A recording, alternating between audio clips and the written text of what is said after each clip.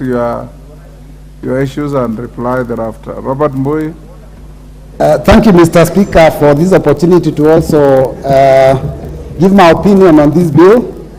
You know, the issue of digitization is all over now, and I think almost all sectors of the economy are getting digitized. So it's a good idea for us to digitize our health sector. And of course, as we say, all dreams are valid. But it's important, Mr. Speaker, as we go through this, to understand maybe the positives and some of the challenges that we may actually end up finding in this kind of setup.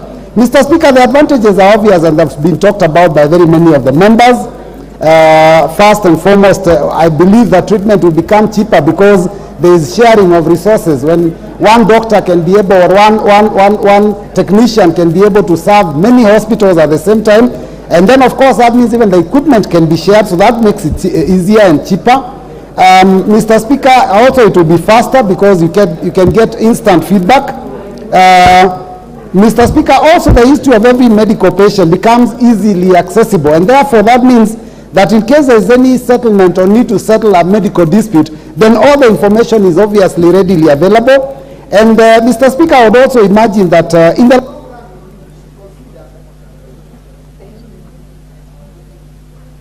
What's happened to...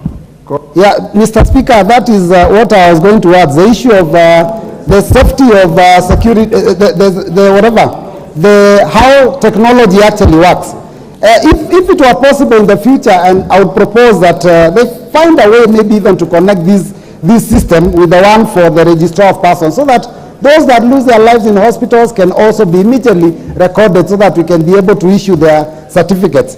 Mr. Speaker, of course, the agency has its work cut out for them, because for them to ensure that digital data of patients is protected, it is a very, very tall order. Mr. Speaker, we have to look at it this way, that a lot of the systems that we have already in this country, they are sometimes prone to failure.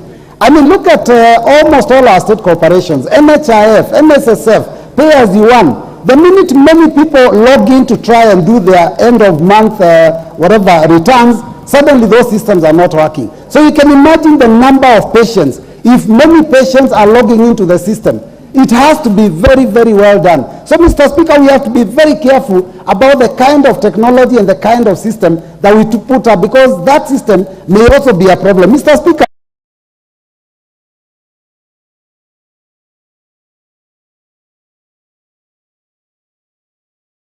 careful that we do not have any possibility of people hacking into the health system, because if that were to happen, Mr. Speaker, they could corrupt data and of course put our people's lives in jeopardy. So it's really, really something that we need to look at. Mr. Speaker, also, you know, for us to have this health system work and for the digital system to work, we also have to have ICT, we also have to have Wi-Fi. Mr. Speaker, we are talking about our dispensaries being able to send data to hospitals in the city, to hospitals that are level 4, level 5. Mr. Speaker, where is this digital connection?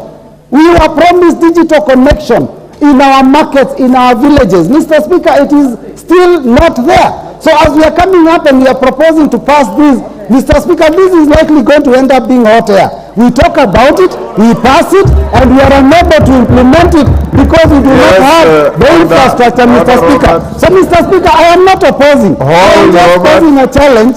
Let's hear a point of order from the Deputy Speaker. It's a point of information to Honorable Mbui.